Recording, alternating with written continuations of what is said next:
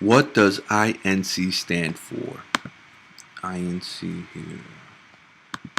INC stands for Indian National Congress. Okay, so now we have nationalism going on in India.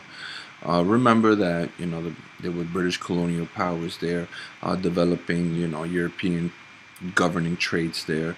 So here we have the formation of Indian National Congress. Okay, now my previous video I discussed how colonial powers, the British Empire did make some modernization to India. They introduced them to English railroads, okay, and they modernized education.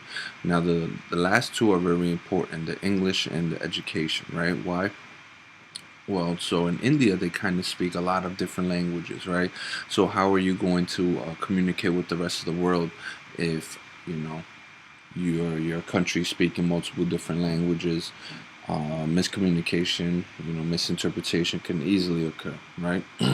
Now, English was definitely a great communicating skills, creating foreign policies and setting some form of nationalism within India, right? Now we have here education, right? So they begin to modernize education with an educated generation, right?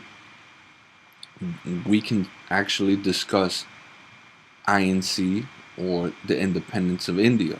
Well, when British colonial powers do decide to withdraw from India, that they don't, go right into warfare and who's going to take governing office and who should be allowed to govern and what they believe is right and how to maintain a civil society, right? So education was definitely one of the key components there.